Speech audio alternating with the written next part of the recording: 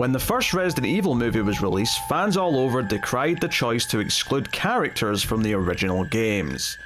The sequel rectifies that with the introduction of Jill Valentine, and this might be a prime example of be careful what you wish for.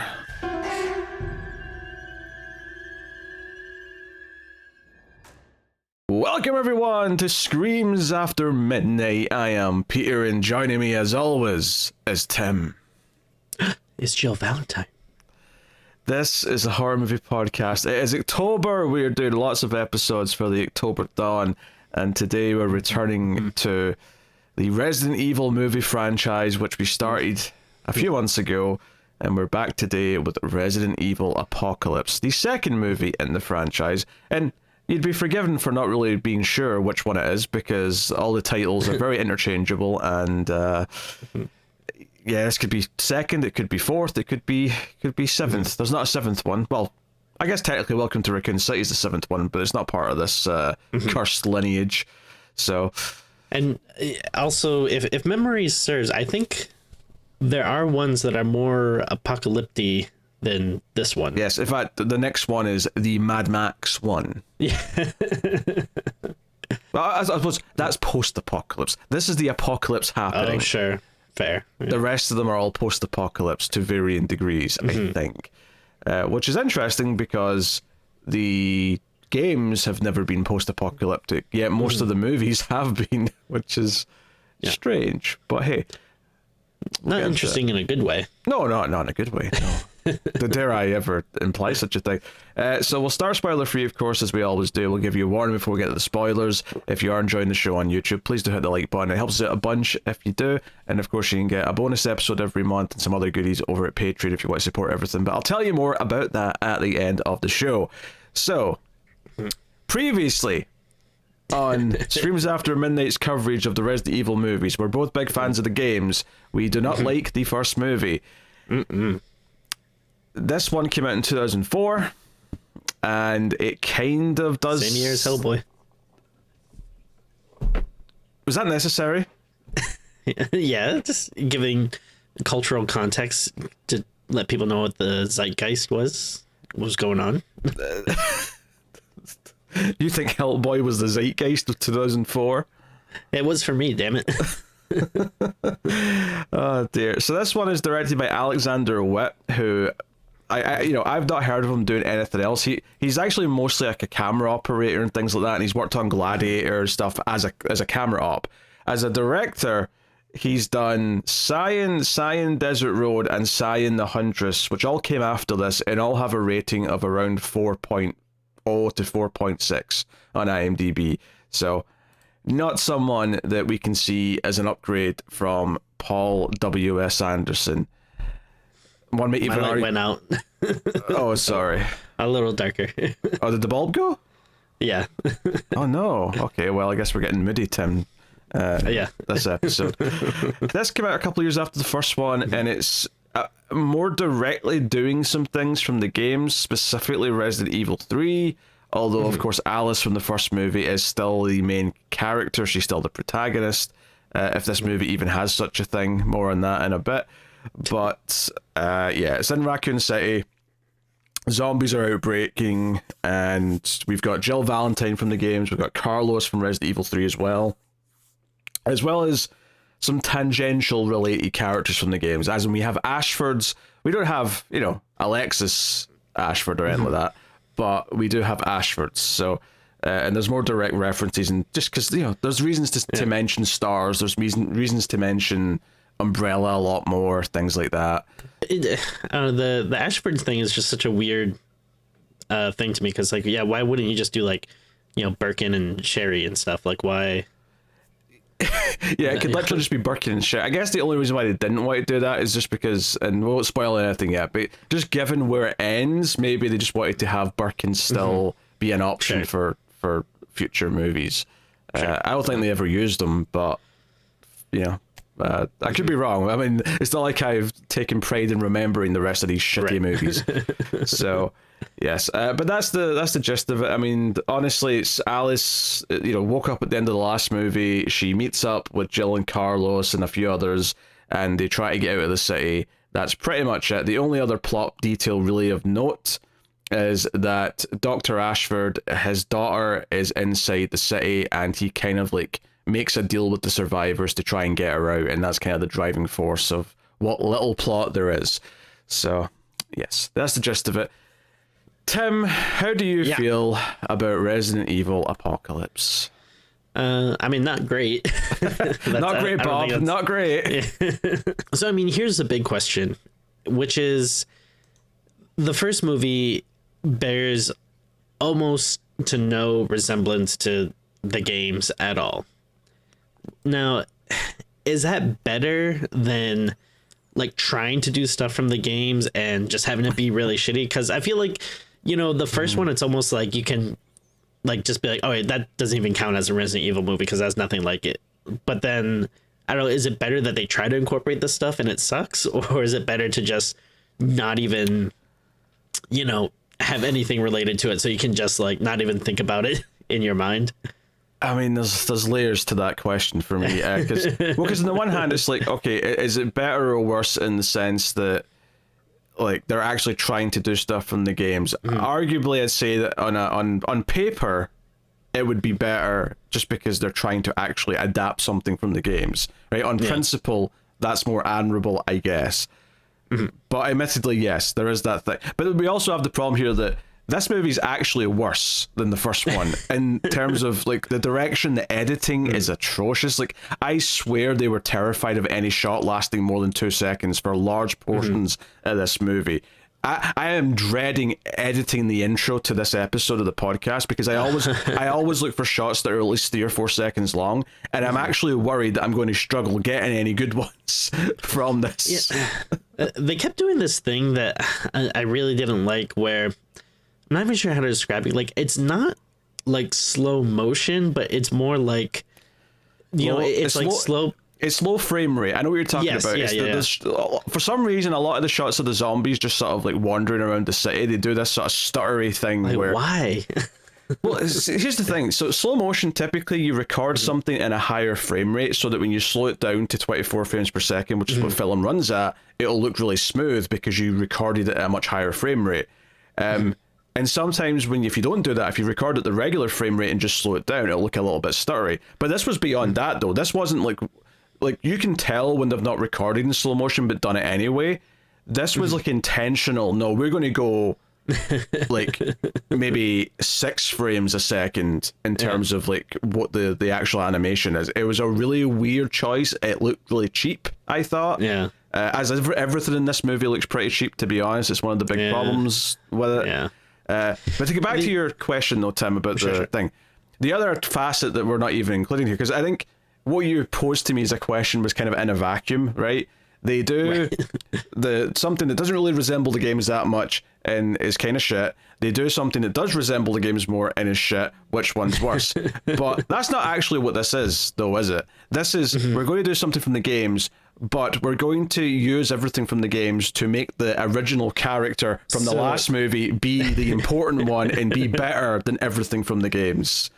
Yeah, so more about wrestling than I do, but now isn't there a thing they do in wrestling called, like, is it putting someone over where like they want to like, is that what they're doing here?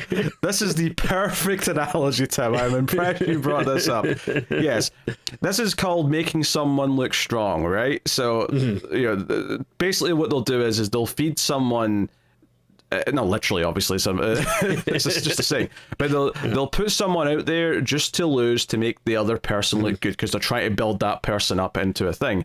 And sometimes they can misjudge it, and they'll put someone out there who's actually popular and has a fan base, and the fans are just annoyed that they've been treated like the stepping stone. And that is kind of what this is. Not that I like this movie's interpretation of the video game characters anyway. I hate Jill in this. I think they completely just don't... Oh my god. get her. Yeah. Like, she has to be cool, and all of her lines are bad. Maybe Sienna Guillory is an okay actress in other roles, but I think she is awful in this. Like, every one-liner is ugh. Well, I mean, everything just feels like a fan film. Like, you know, like it feels like the way someone would just copy like the outfit from the game, just throw it on like a random person, and then that's it. And again, no offense, like maybe they're a great actress and other stuff, but yeah, to hear it just felt like too fan made. And to be fair, there is a case to be made here, because Jared Harris is in this movie, and I know he's good in other things. Okay. so it's entirely possible that some of these other actors that I don't know as well could be really good in other things, because Jared Harris does not escape this movie's stink. But yeah, like in general though, it does kind of feel like fan fiction Resident Evil, because going back to the whole Alice thing, like everything feels like the way someone would, you know, create their own original character and then insert it into fan fiction, and then it's like, oh yeah, they're always saving all of the other people, and like everyone just always has to be commenting on like how great and badass they are, and it just, I don't know, it really feels like Jill literally has a line in this movie where she looks at Alice and goes, "I'm good, but I'm not that good." I'm like, come on. And it's you know, I said this in the first movie, but I feel it's even worse here. Is this desire to be cool at all times? That's what this movie wants. It wants its characters to come off as badass action stars without understanding what makes actual badass action heroes badass. So you get one-liners, you get people dual-wielding guns and just standing there. The action's shot horribly, where there's no interest in your engagement. And notably, the only action scene or two that actually have a little bit of like more, I don't know, direction, are ones that they've actually copied from cutscenes from the game, like beat for beat, because they do have a couple of those in this movie. Which is not to say that I like those per se, because they feel very shoehorned in. Everything just kind of feels. The movie has very little build. It has very little, like, one thing leads to another. It feels very kind of like people split up, they get back together. Not in like a romantic sense, just in a, like, they split up group wise and find each other again. Every time they split Alice away from them, it's just because, they want her to jump in and save them when they're in trouble a little bit later.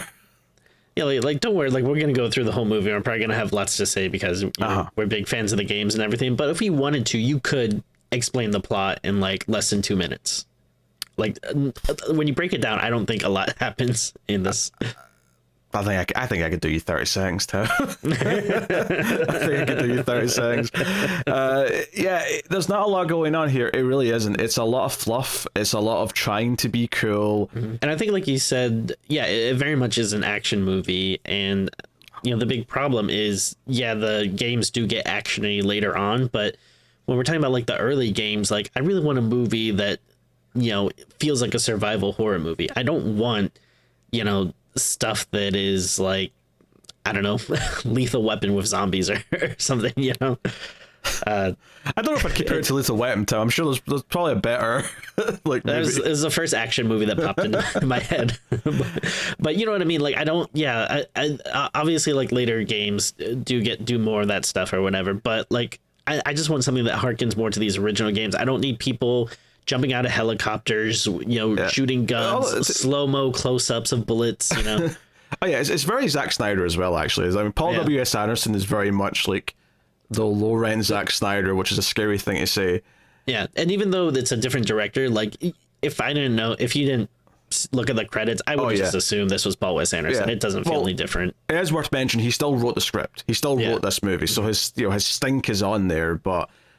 he comes back. I don't know if he comes back for the next one, but he's definitely back for 4, 5, and 6 to direct. So you went away to do some other things, and then like because he had AVP coming out this same year, I believe. So of course he was busy with masterpiece. That. Yeah. Oh yes, masterpiece. Yes. I mean, it was better than this. I can't argue that, I suppose. And all this stuff is just gonna ruin my letterbox algorithm. Like if you know Paul W.S. Anderson ends up being like my most watched director, I'm going to be, very annoyed.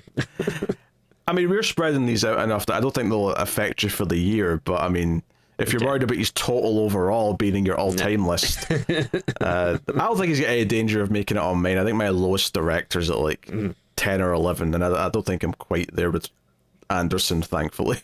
Okay.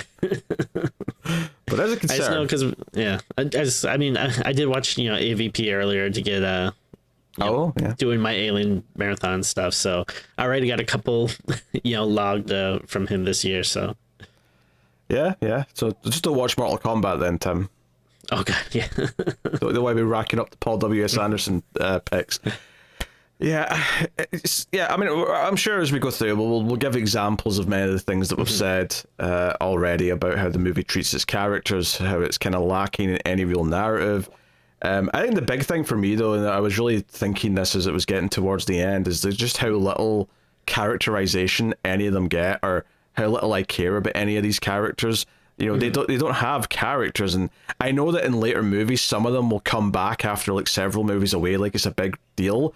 And I'm like, but we don't get to care about any of them. Some of them are superfluous for a start. They don't even need to be here. There's a whole character who I think is a pimp who's just there for comic relief that does nothing of note other than some one-liners. Yeah. Resident Evil, great. It's exactly what I think of when I think of Resident Evil. Oh, actually, on what you were saying before, keep in mind when this came out, we hadn't had those later actiony Resident Evils yet. Like, oh sure, yeah. This is before even Resident Evil 4 came out, so yeah, like what, we were probably just getting the GameCube stuff maybe around this time. It'd been a couple of years. I mean, this is a year before 4, so this is a couple of years after Zero came out. Zero came out in 2002, I want to say. So okay, so this is So we're still very much in that era where you can make a bigger argument that the movie sadly might have actually influenced some of the game things a bit, I mean, I hate to admit it, but I think these must have been like somewhat popular, right? I mean, they had so many sequels, so it must have at the very least been making some money. Oh yeah, obviously. obviously. It was like one of those ones where overseas maybe people liked it, or I think it's relative to its budget. They were obviously successful enough, but I mean, I don't know. It just gets more dire as we go to some extent, especially since I feel like the movies are guilty, and I'd forgotten the last like 5-10 minutes of this movie, and it has this like tacked on extra bit that just is just a bunch of things happening that make no sense. But that's the thing though, I don't even think the next movie really does anything with this stuff at the end of this one. I mean, I could be wrong. Maybe I'm just forgetting it. But I don't remember that being the focus of the next movie or anything. So if it, like, I feel like a lot of these movies end with these weird like 5-minute like not post-credit scenes, but like the last 5-10 minutes are setting up a new thing for cliffhanger's sake. But then the next movie's not really interested in doing that cliffhanger, so it just kind of ignores it or skips ahead or quickly writes it off by saying blah blah blah, that dealt with that. So now we're doing this, like. If you can believe it, next movie, like Claire Redfield's just there seemingly randomly. So we'll see where that goes. Great. Oh dear. Is there anything else in spoiler for you? I've got a lot to say in spoilers for sure. I'm just trying to think of that. Not really. Like it's shit. Yeah, it's terrible. It's bottom of the barrel. It's only gotten worse. Like I didn't think it was that good when I saw it when it came out, and I was 15 years old. If you can believe it, I went to the cinema to see this one. Like, I actually saw this in theaters. And it's the only one I saw in theaters out of the, I saw Welcome to Raccoon City in theaters because we were doing that on the show. Yeah. But out of these Alice ones, this is the only one I saw in theaters because I had hopes, they're actually doing stuff from the games. Maybe I should be excited. And then never even thought about seeing the third one. Didn't pay attention that the fourth, fifth, sixth were even coming out. Like they just went by me. I've only even seen them because people maybe watched them on stream a couple of years ago. Yeah, my memory's hazy on which ones I've seen because I mean I might have seen them all, but I don't. Especially the later ones, I feel like they all blur together. I want to say I saw the first one in theaters, just because who knew what it's gonna be like. Like I was just excited. Hey, Resident Evil movie, that's cool. And then I don't know, maybe I saw this one in theaters, but I feel like I probably wasn't like super hyped. And then I think I saw a random one in 3D with my brother for some reason. Maybe we just needed time to kill. I don't know if it would have been one of the later ones, but the last one, I think the last one was 3D. I want to say the fourth one might have been 3D as well, though. Yeah, I mean, it was around that time where I feel like everything was 3D. So yeah, strange. It's kind of wild that Resident Evil has had more like attempts and adaptations in movies than almost any other video game franchise. right? That's true. 6 movies in this series, the reboot movie, the Netflix TV show, multiple CG animated movie. There's actually been a lot of stuff, and none of it's been good. Like, none of it's good. It's so strange because I don't know. It doesn't feel like it should be that tough to do. Like, I know there's always going to be people that are going to be like, oh yeah, like, you know, we can't do exactly like the game or whatever, but I don't know, I feel like there's enough there that you can do something decent. And then the guy that did Welcome to Raccoon City, was it Johann Robert or something like that? Was that it?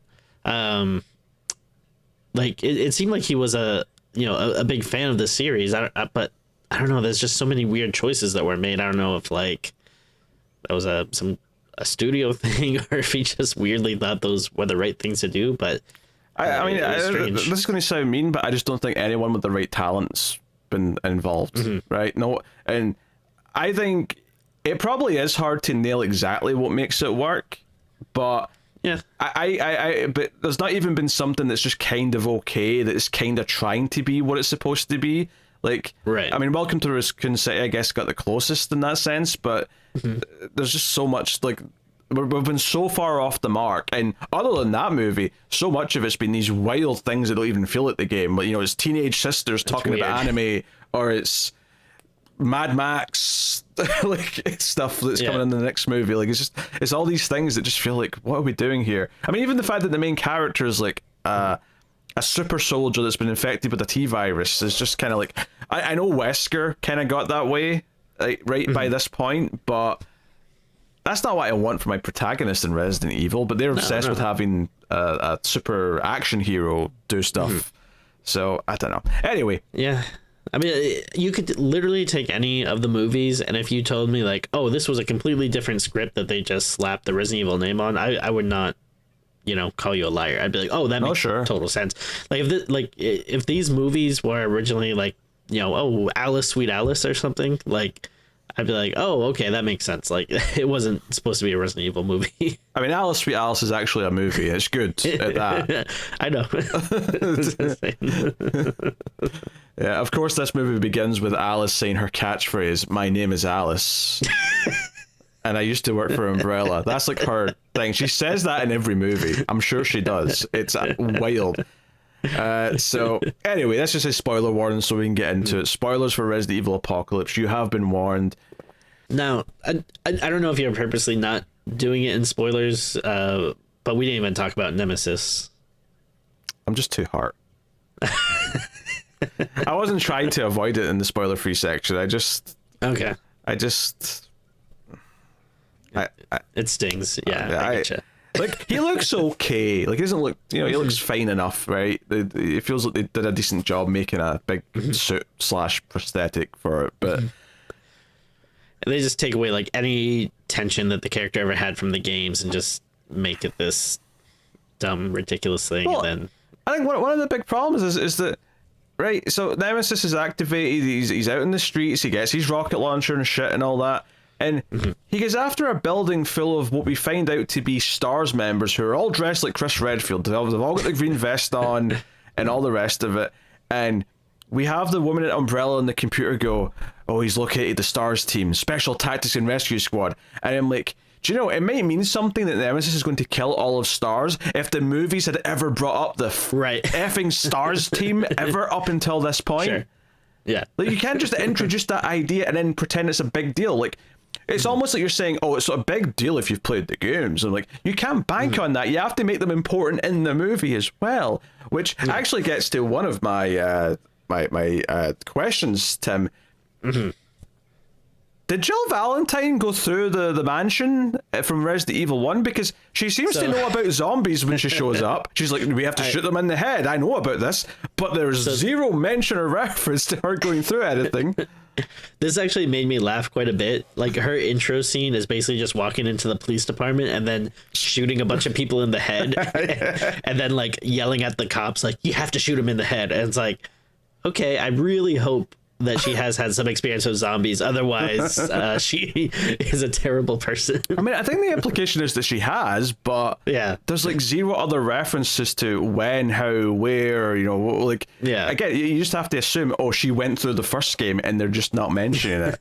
It's wild to me. And I hate that intro. I hate It's so bad. like all the quick cuts, this like, oh, she comes home in her high heels as if she's been out clubbing and that's why she's wearing this outfit. So she sees the news that there's zombies, she just grabs her gun and goes to the police station, and the shot that reveals her after she shoots a zombie in the head is this sort of rotating shot that comes around and reveals her face. And she has like a one-liner or whatever. Like all of it is cringy. Honestly, I felt embarrassed at points watching this movie. The direction is very, very like try hard. Oh no, I agree 100%. Yeah, I do not feel good watching it. Put that in the DVD card. I did not feel good. I didn't take a bath afterwards. I was just like, ugh. I don't feel so good, Mr. Stark. Resident Evil's upsetting me. Anyways, back to the stories. We skipped ahead a little bit. So we get the "My name is Alice" speech, which is based, and this annoyed me because later on we see her recording this speech and we hear most of it again. But they basically use it as a previously on for anyone who didn't see the first movie. It's like, okay, fine, whatever. And then it establishes Raccoon City. It shows us them opening the hive, which said they were going to do in the last movie. This does not look the same set at all. I'm just going to assume this is the front door, and that's why it looks different. But Sure. you know, but would you believe it? As soon as they open the door, they get attacked by zombies, and like that's it. The zombie outbreak is like we said this at the end of the last movie. This is dumb. Why you just reopen it? It was sealed shut for a reason.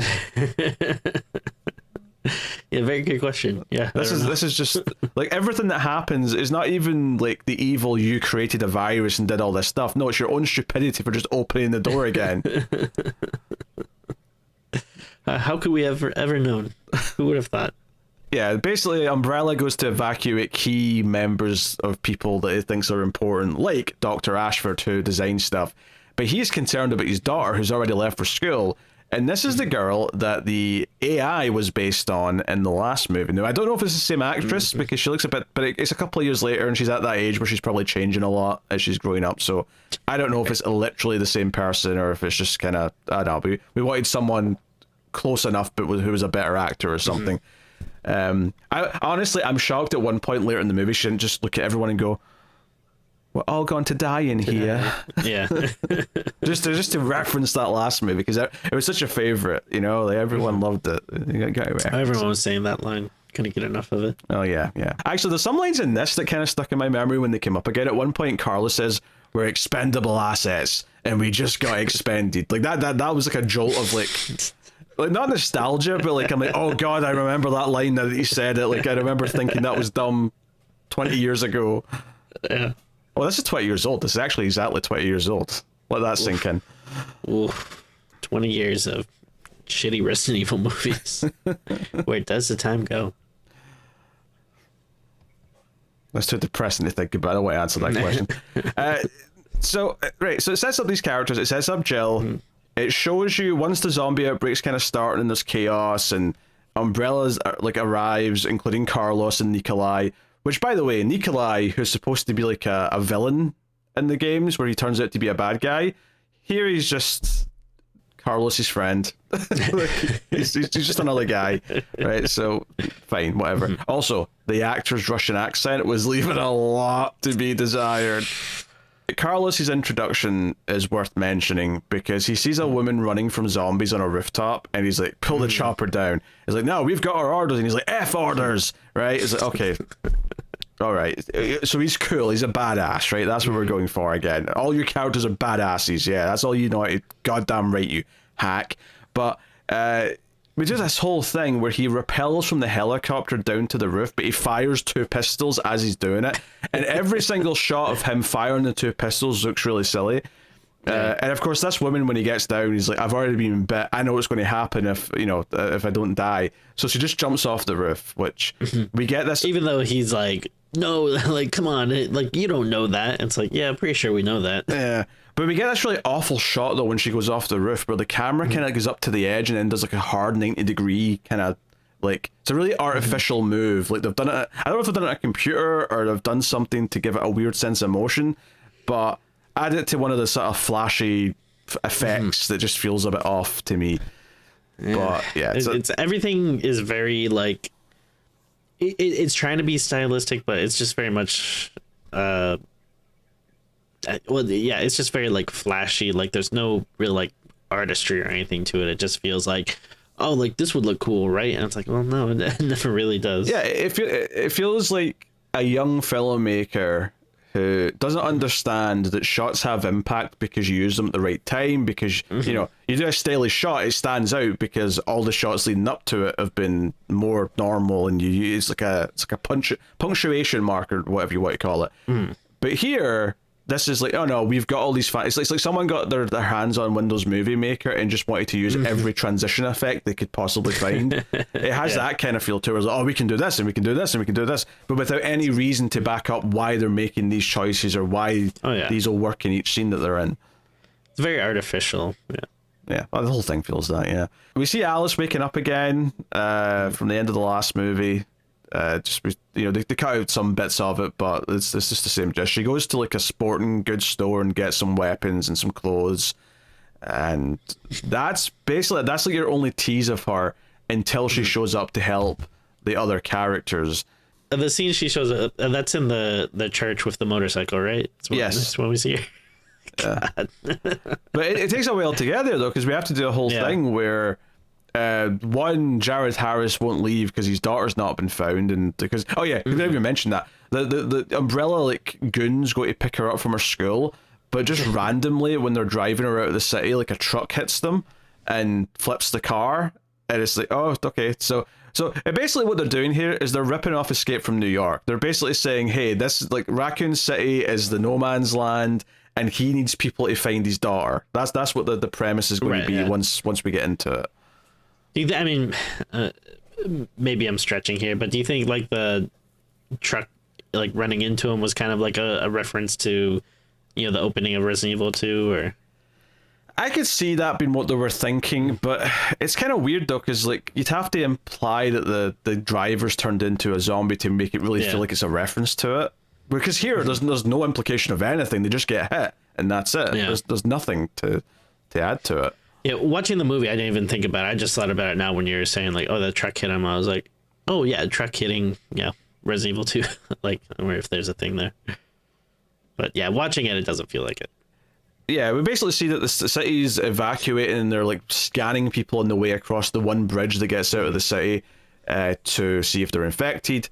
But when someone turns into a zombie near the exit, Umbrella says, that's it, seal it off, no one else gets out because it's reached the gates. And they threaten to shoot everyone if they don't turn back, and it's a whole thing. Jill introduces to Peyton, who's our STARS member for the movie, who gets bit in this scene, but he's still around for a while, so he's there. So we've got someone dressed like Chris Redfield in the main little team for a bit. Yeah. Again, why it's not just Chris Redfield, I don't know. I mean, I guess maybe, like you said, I don't know if he shows up in other movies if they wanted to save him, but it kind of just feels weird that there's a lot of characters that are like, oh, it feels like it's supposed to be this character, but it's not really. Well, one, because they want to kill him probably, but two, Chris does show up in a later movie in the most absurd, like, just bullshit, convoluted way ever. Oh, no.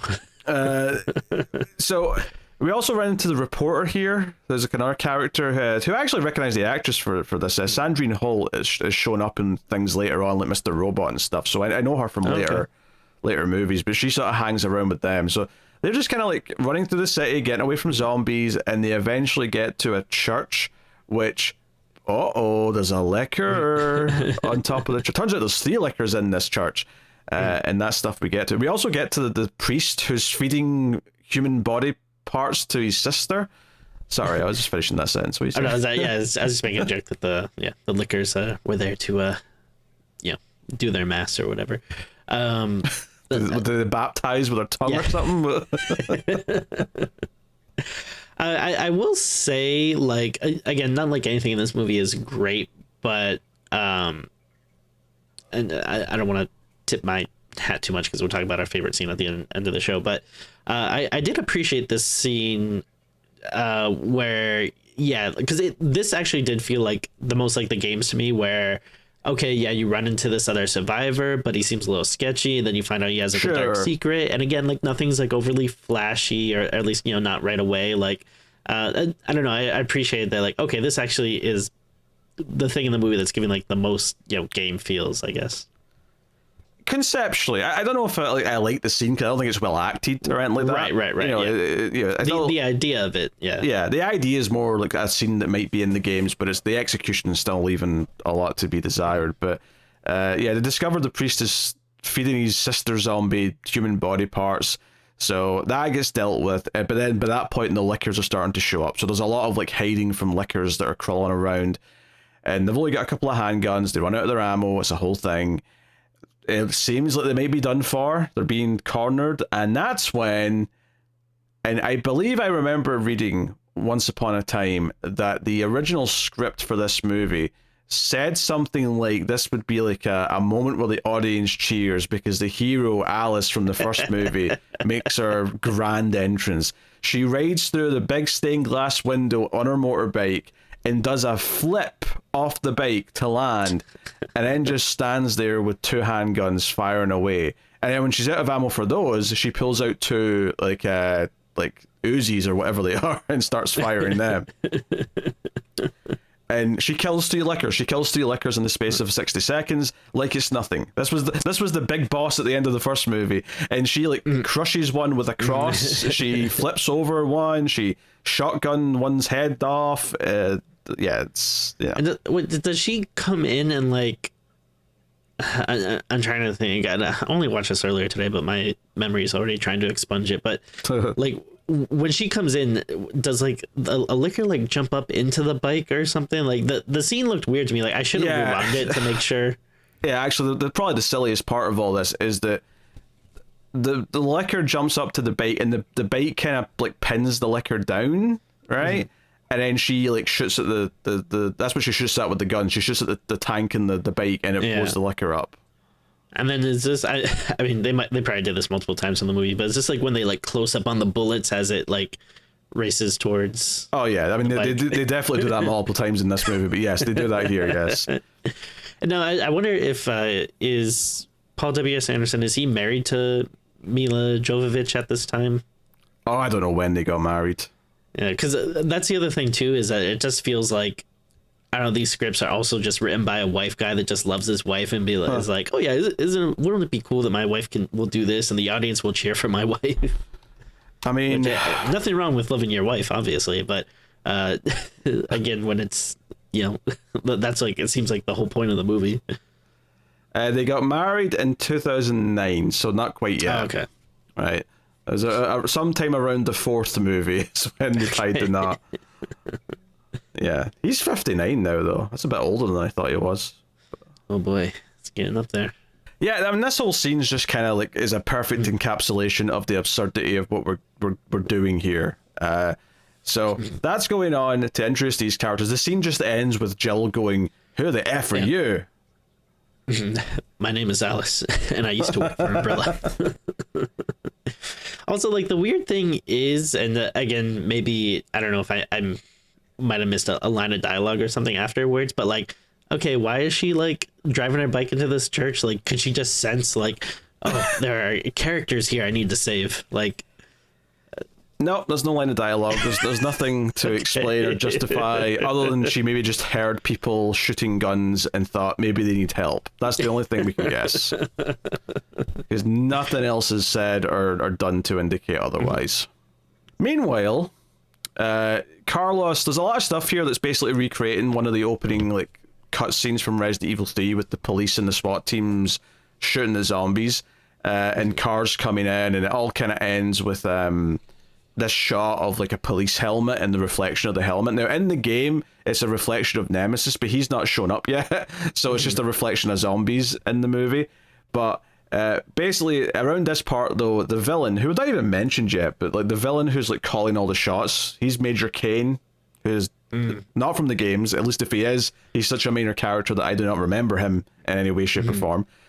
But he basically says, all right, activate Nemesis, right? Let's test out Nemesis. So Nemesis wakes up off an operating table, and they actually, the one thing that made me think actually of something from the games with his introduction was not Nemesis himself, but I felt like they were referencing the Mr. X introduction from 2, because they had the helicopters come in and drop the crates with the weapons. That felt very Mr. X intro to me, because I thought, are they dropping in Nemesis? Like, did they pick him up at the hospital? They didn't. They just dropped this stuff for him to collect. Yeah, I can see that. We get this whole thing where we go back to what was his name? LJ is this character who was introduced at the police station because he'd been arrested for, I assume, pimping out ladies, because that seems to be what his character is. But he is on his own. He's driving through the street, and this is just a stupid scene where he sees 2 topless zombies and starts like saying weird like cat calls, like, "Oh, you're still beautiful, honeys. I'll still pay $5 for that," or whatever it is. But this builds up to the scene where the STARS members are holed up in this house, where we're introduced to them by a sniper who's on the roof just taking out zombies, and he ends up saving LJ from a zombie, and LJ ends up with them. And this is where we introduce Nemesis properly, where he just comes kind of like storming down the street, got his rocket launcher out, got big minigun that he fires at them. And this is where they literally seconds before they die. This is the STARS team. They're like a really important part of the police in Raccoon City. Now they're all dead. Yeah, it almost feels like I feel like I've seen this joke in like later movies when they're parodying like action stuff, where you introduce like the super cool hyper masculine dude only to like, oh, the joke is that we just killed him off, like in the next scene in the quick couple of seconds. Like, it almost feels like a joke or something, but it's not a joke to me. I'm not laughing. Oh no, nothing that's meant to be funny in this movie is actually funny, because like the joke when LJ goes into the this little building with all the STARS members, like one of them says, here's a shotgun, and he's like, bitch, please, and he opens his coat and he's got 2 like gold pistols. He's like, my stuff's custom. Capcom should have sued. Like, they should have. They would have been well within their rights to recoup some money from this. But yeah, so Nemesis kills everyone except him.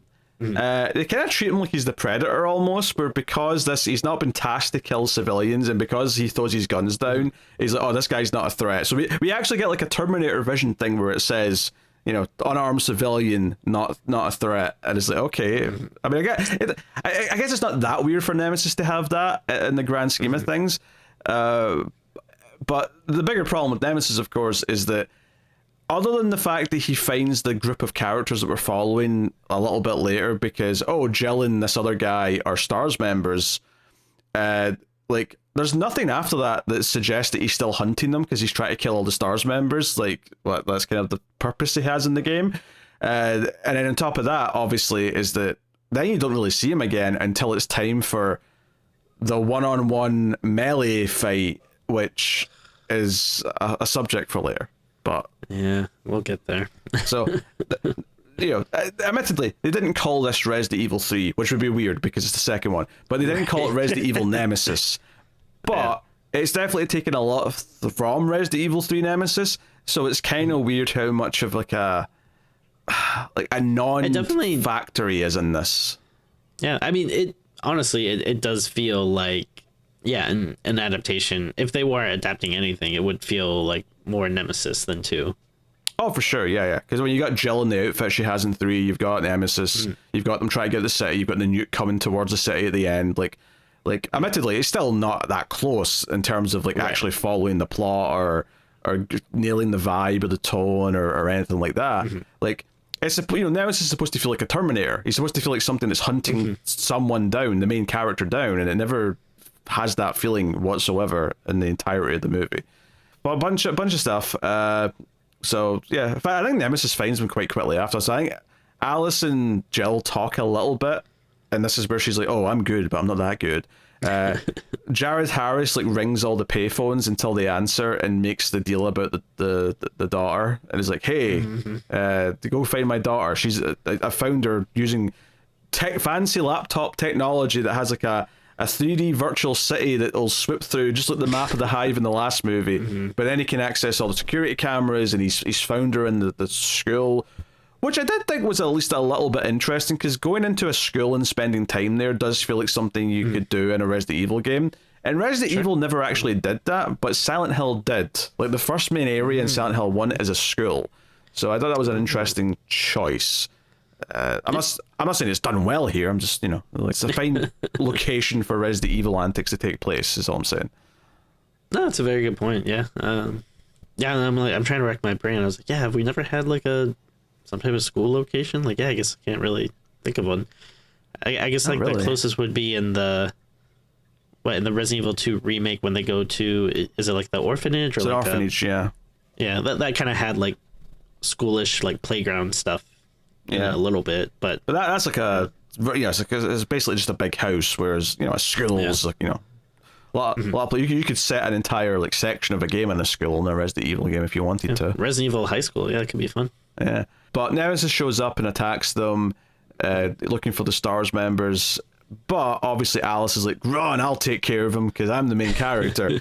So yeah, we get like a chase scene where Nemesis chases Alice, and like, what's so funny is that the 3 remake kind of introduced this idea that Nemesis could like venom around with his tentacles, which, for the record, this movie does not even address the tentacles. He doesn't really have them. It's just missing from his design.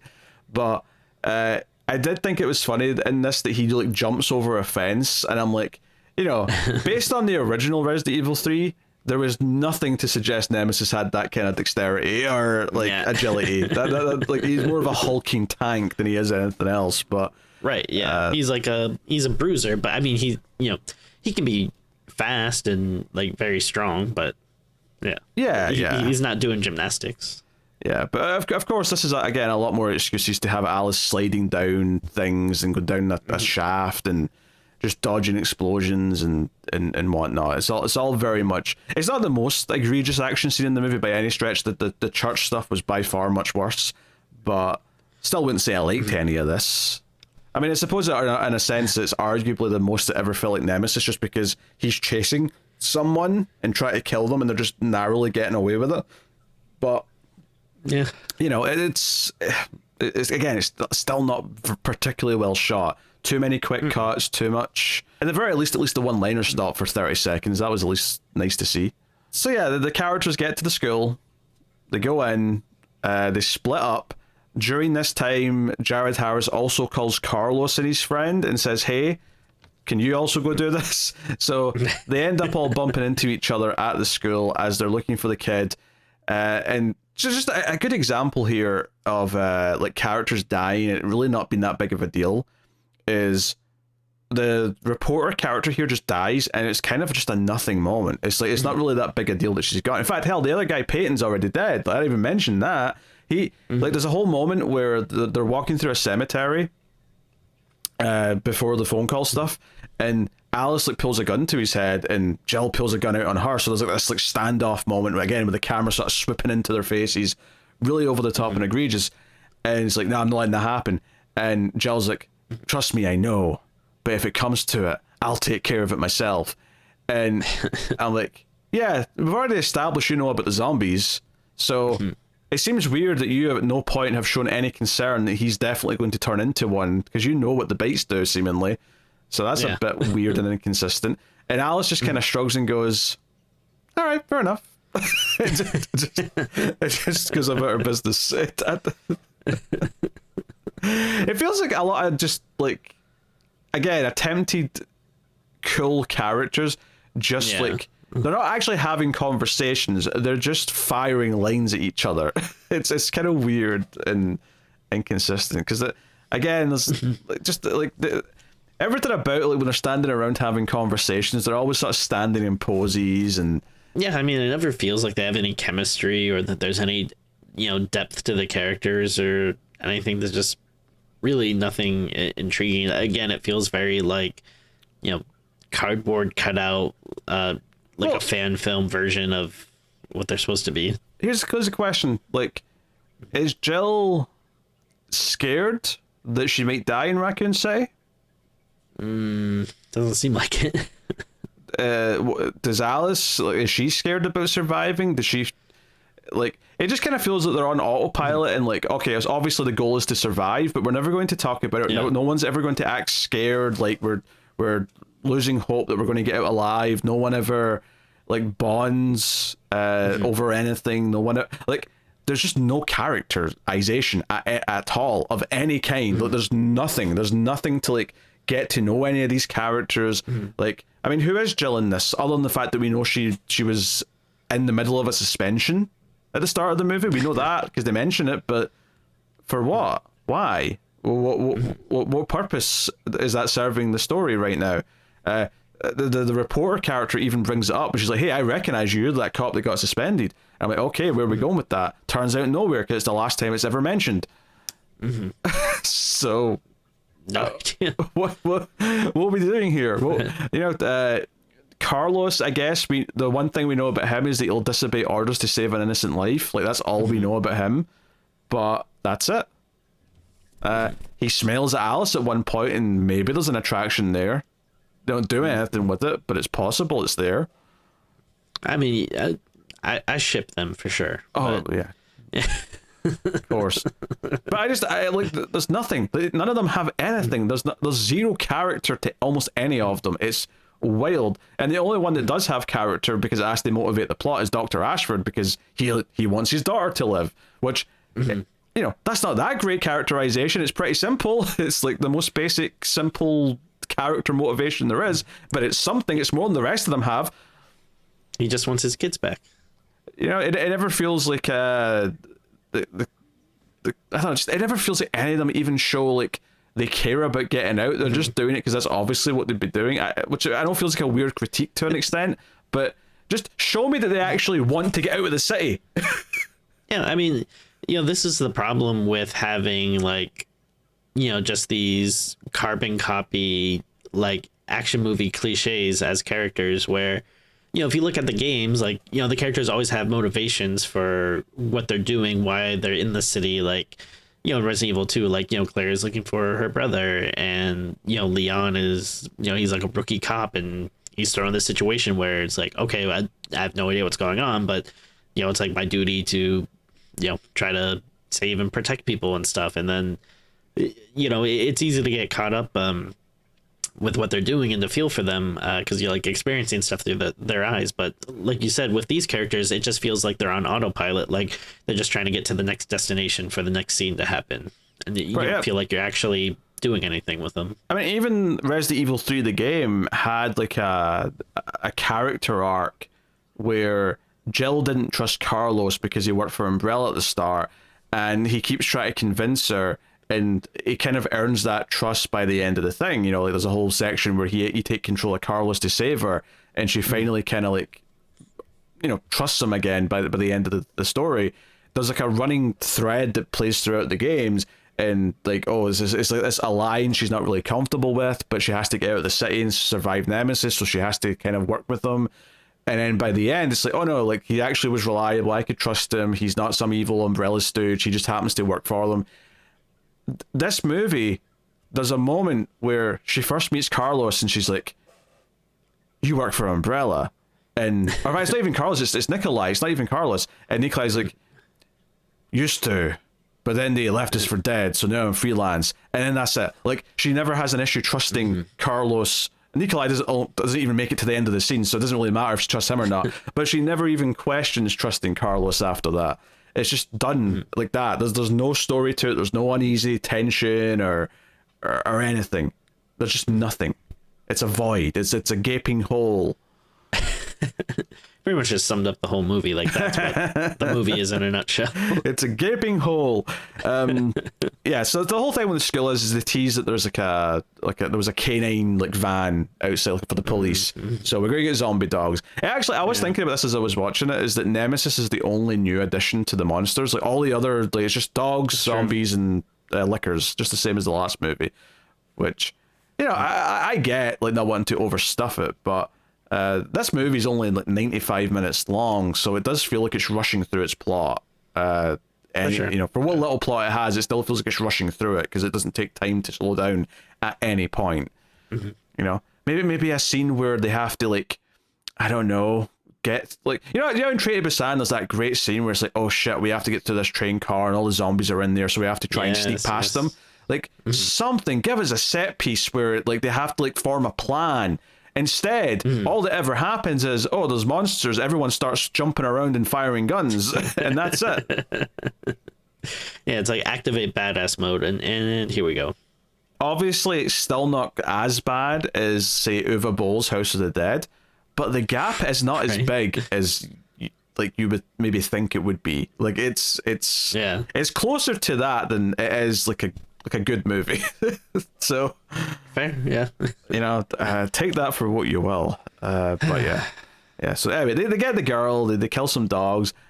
A lot more spin kicks in this than I'd expect from a Resident Evil story. But yes, so that's it. Was the Underworld movies? Did they start around this time? Yeah, that was like 2003-ish. Okay, because I don't know. I feel like these movies in the Underworld movies kind of gel together in my mind. Like, I don't know, it's just this like early 2000s mix of like action and horror that's just a lot of style over substance, and I'm glad that I feel like we've moved past it. Like, I feel like we don't kind of get this stuff anymore.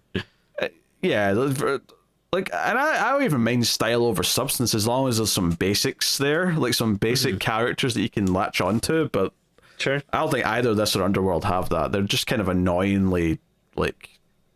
I think they're very cool. yes, like, they're annoyingly vapid, I guess is the phrase I would use. So they've got the girl. They're leaving the thing. There was also the thing where, Peyton ended up just getting shot by Nemesis, like when Nemesis showed up, but then he still turned into a zombie, so we still got the scene of Jill having to shoot him. I thought him being shot though was like a weird moment because they set up that he's going to turn and then he gets shot. I was like, oh, okay. So he died that way. That was okay. I guess she circumvented my expectations, but I don't know what it added to the story. Definitely not much.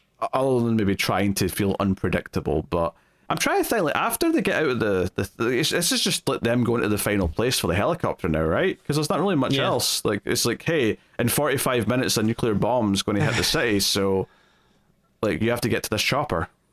Yeah, I don't know. I guess it feels like a lot of stuff happens, but it all just kind of blurs in my head. It's like just one long fight scene. Yeah, like the whole movie.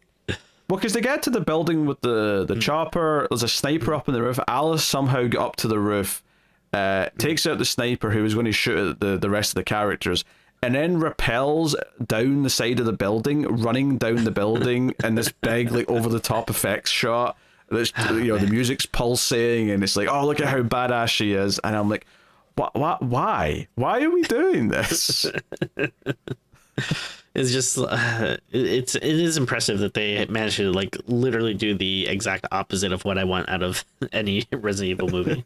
Unfortunately, I think the villains like realize what Jared Harris has been doing by this point, so they're kind of waiting for them. Alice goes on the run as she's being shot at, and it does the opening cutscene from Code Veronica where the helicopter's shooting all the glass as she's running across. And then it even does the same thing at the end where she's stopped by some guards and she drops her gun, but then dives and like catches it and shoots them. Yeah, this is strange to me because, like, I don't know that what am I trying to say? Like, is there that much difference between, all right, she has her gun and then like pointing it real fast and like shooting the guy versus like she drops him and then like, it's not that much later that she grabs the gun and shoots it at them. Like, I don't know, the dropping thing just seems very unnecessary to me. Yeah, and you can't even blame the movie for it because it is actually just directly copying something from the game. But I think most people would argue Code Veronica is the one where it kind of started to do some silly things, compared to the previous games, and it was doing like the Ashfords, it was doing this stylish action moment because this was the era where we can do an even better big cutscene because we're on the PS2 and Dreamcast now versus the PS1. I also give like more leeway to the games and stuff if they're being kind of silly versus like a big budget like movie that should know better. Yeah. Well, yeah. Plus, it's easier if because the game still plays like a Resident Evil game, so it's not. So yeah, okay, the cutscene's a bit silly, but then you just play the game, and it's like, oh, this is still kind of what I want, so it's fine. Exactly. Yeah. It's just a silly over the top moment, and it's just an excuse for all this. But what this actually turns into, though, is that the bad guys have got all the good characters, and I use good, relatively speaking here, and it's like, hey, we created you with T-Virus and stuff. You're like a super soldier, and we created Nemesis. We want to see which one's better. So they have Nemesis just sort of stomp over, drop all of his weapons, and it's like, okay, you're going to fight each other now. And then he shoots Jared Harris to prove that he'll kill everyone if she doesn't fight. So she's like, okay. And we have a fight. We have a hand-to-hand combat fight. So that, like, Nemesis hasn't been great in this movie so far, but it's not been like that off the mark. This is where it's just like, okay, you're saying you want to know which one is better. That he actively says that. We want to know which one of our new soldiers, our new bioweapons is better. And I'm like, Alice is trying to like circumvent you and go against you every chance she gets. And Nemesis, apparently you can control like a computer where you just program it to do whatever you want. In what world would you want Alice to be the one you keep using? That's a good point. That doesn't make any sense to me. And then she wins the fight. She kicks Nemesis onto like a bit of rebar or something that's sticking out of something. And I'm like, oh wait, that's it. That's going to take out Nemesis. Like in the game, he is unstoppable. And every time you think you kill him, he comes back stronger with more bits and more flesh. Just like even though admittedly, yes, she has like super strength and super powers, but just seeing someone like fighting Nemesis like hand to hand just takes away any sense of like power or whatever. It neuters him. It just completely neuters him. Yeah. And then I forget, like, at what point, I don't know if we already knew it then, but we find out that he was like the guy from the first movie. Well, I think we all knew that from the end of the first movie, to be honest. But Alice kind of like is like, oh my god, it's Matt. Yes, Matt. Everyone and remembers then the audience Matt. Cheered. Like, yeah, Matt. So I love how in the first movie we complained every time it did that flashback to like her getting the file and like the spying stuff, like that was setting up the backstory, and they kept cutting back to it and doing all these quick flashes and the desaturated kind of like look of it. They basically do that again in this one, but it's flashbacks to the first movie, so we get these like little moments where she thinks of Matt from the first one, and it's desaturated, and it's these quick sort of flashes of light and stuff. But you know, this is where it really jumps the shark with Nemesis, because basically he realizes who she is, and he kind of remembers that he's Matt. So at the end of this movie, Nemesis becomes a good guy and helps the heroes escape. I cannot believe that. Are you freaking kidding me? This might be the biggest slap in the face the whole thing has. So yeah, like they're dealing with like these helicopters coming in, and Nemesis like steps in front of Alice and like fires his rocket launcher off. However, the debris of the rocket of the helicopter that he just exploded hits him and crushes him, killing Nemesis. So not only did he turn into a good guy, which is like completely antithetical to the game, but he also just went out like a chump because he accidentally killed himself. What is any of this? This is all horrendous. Yeah, the disrespect to Nemesis it's too much to bear. Absolutely baffling. Meanwhile, the other characters have cut out their restraints, they've taken over the helicopter, and we're going to get them all like, you know, going away as the nuclear bomb comes in and takes out the site. They do like throw off the main bad guy off the chopper, and he tries to shoot at the zombies, but then realizes it's futile, so he tries to shoot himself in the head, but he's got no ammo left, so the crawling zombie of Jared Harris comes crawling in and gets his revenge by biting him. So there you go. Poetic. And if you thought, okay, the nuke going off, the helicopter barely surviving and crash landing on the outskirts of the city, the Arklay Mountains no less, from Resident Evil 1, you would think, okay, that's pretty much the ending, right? Maybe a little tease and that's it. No, there's like, I don't know if it's like a full 10 minutes, but there's like a full epilogue here at the end with a bunch of bullshit. Yeah. Because Alice actually dies as they're leaving the city, because like when the nuke goes off, like she gets like impaled with like a pole or something from the helicopter. I forget, in the first movie, did it also kind of seem like she died at the end, or was like close to death? Nah, she's just kind of like, because they just sort of grabbed her and said we're taking her to the raccoon like research facility, and she's like screaming. So whereas here she's definitely dead. And it's worth mentioning, like, she has these little flashbacks in this to like being experimented on, and we see like the main bad guy there, but we also see Ian Glenn, the actor who I think people know from Game of Thrones now, but he is like this other scientist character. And what's so funny is I remembered him because I know he's the villain in a later movie, like much later. He's like the main villain. So I was like, oh, they set him up in this one, and like he's barely in it, but he, you know, he's like, hey, like, take her to this facility or whatever when they come in and find her.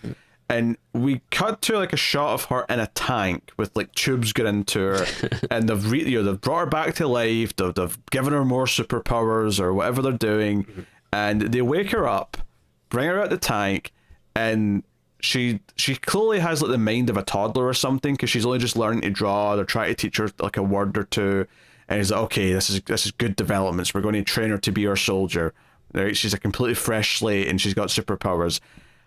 But then, of course, when he says, can you try and tell me your name, we have to tease the build-up to her catchphrase, because she's like, my name, my name, my name, my name. And then, like, her eyes, like, snap. My name is Alice, and I remember everything. All right, Jason Bourne. We should have never let her remember her name. So she just. It all would have been fine if no one asked her name. So she just kicks the shit out of everyone. Doesn't kill them necessarily, like, because this Ian Glenn guy obviously stays alive. But she just sort of like, once again, she's in a white like sheet. Like both movies have ended with her in like white like paper as she like tries to conceal her nudity. Well, not really, but you know what I mean. Yeah.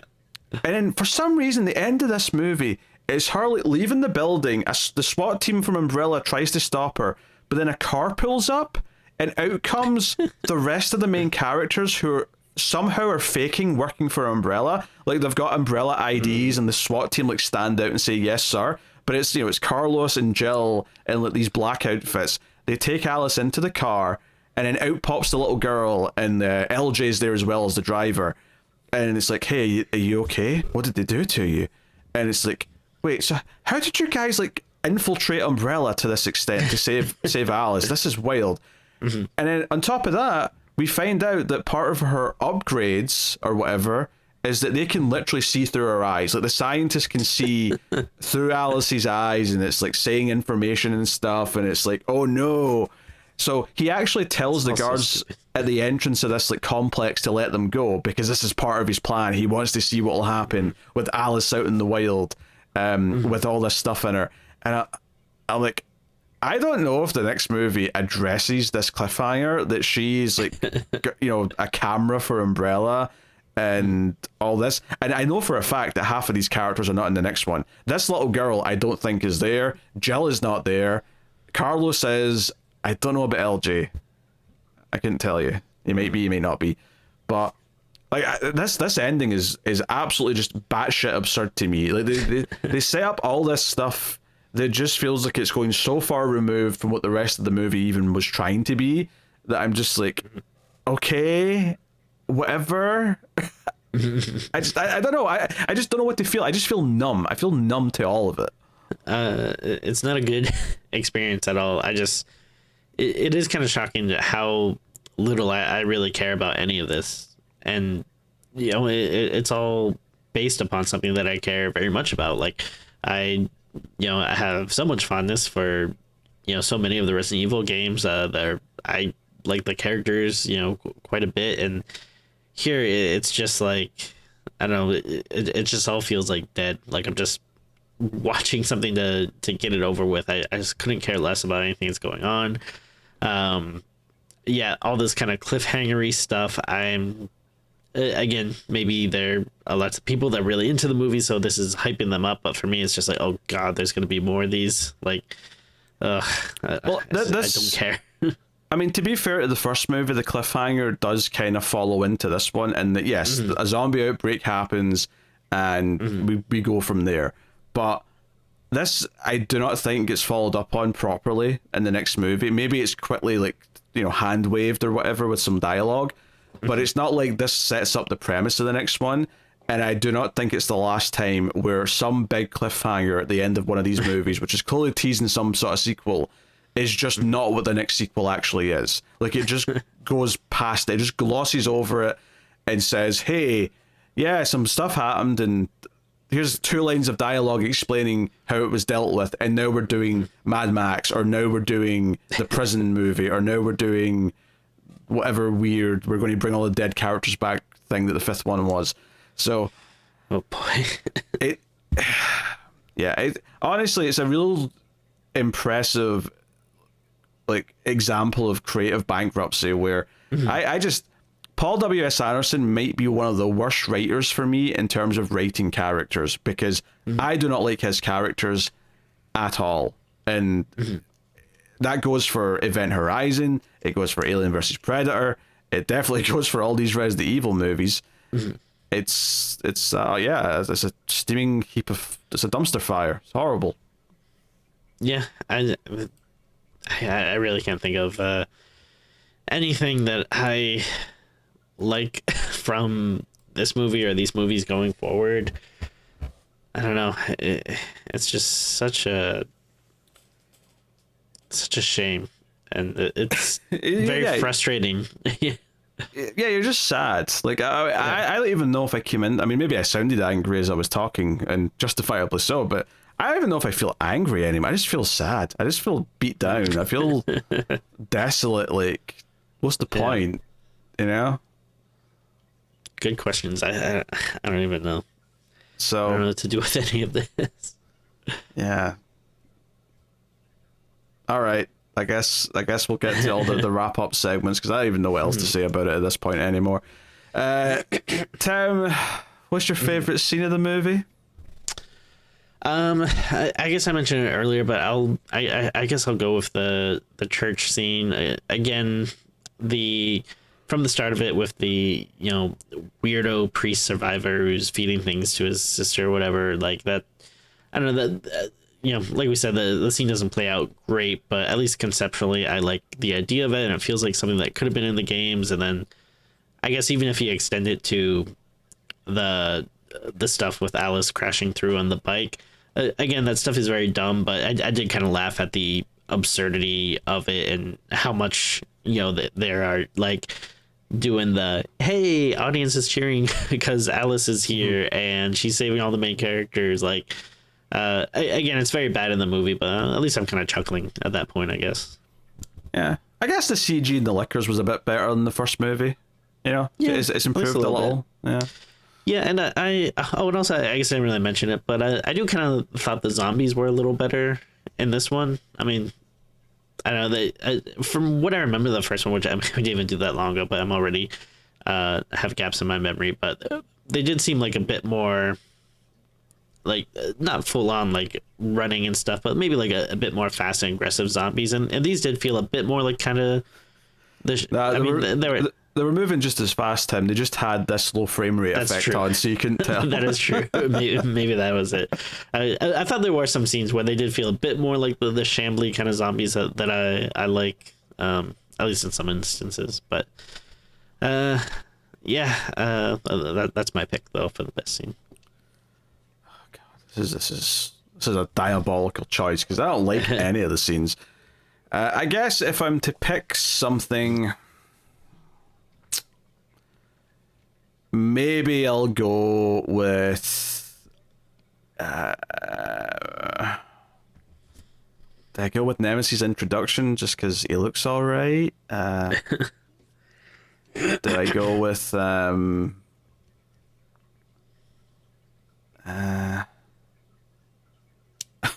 I don't like any of the... Okay.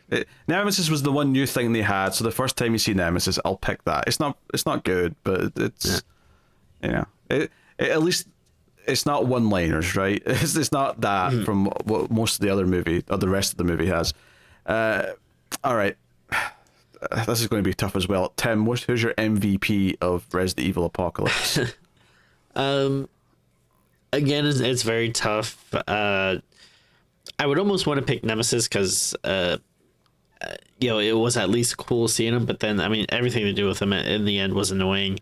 I guess I'll go with Jill, just because I was at least happy to see like something from the game, make a presence here, even though it's not done well at all. But yeah, I mean, I liked her at least a little bit better than Alice, because Alice is just so like too powerful and just like unbeatable and stuff. So Yeah, Jill, I guess. I think my problem with Jill, though, is she's so aggressive in this movie. She just always feels like she's mad at she's everyone. not good. Yeah. Whereas Alice, while she's overpowered, does at least feel like she's not mad at everyone she speaks to. There's like That's fair. Slight bit of personality, and it's slight. It's very slight. Yeah. But I'm going to go. This is a bit of a cheating answer. I'm going to go with Kill Switch Engage, because I like the song that plays over the end credits. Okay. That's fair. I mean, I'll allow it. You'll allow it. Like I need your permission. Dear. All right, Tim. What are you rating Resident Evil Apocalypse? I mean, it's just there's not much to go on here. I don't even know if this is gonna be too high, but it's like a 2.5. I don't know. There's not really much I like about it. It is probably like worse than the first movie, but I don't know. I mean, going back to the kind of question I posed, I don't know. I do feel like maybe I'm invested a little bit more in it because they're bringing elements to the game, even if they really don't do them well. But I mean, I hate to say it, but this one is objectively worse, I think, because it's much, much worse directed. And that's saying something, because I don't think the first one's particularly well directed, but no, this is even worse. So, yeah, you give the first one a 3.5. I gave the first one a 4. I am going to give this one a 2. I think it's a terrible movie. I think it has no redeeming qualities, and I say that as someone who is a fan of the games. And you could maybe accuse, is this just anger because you're mad that they messed up like the game? And I feel like it's not just that, though. I think objectively it's just that bad. It's like devoid of character. The direction's annoying.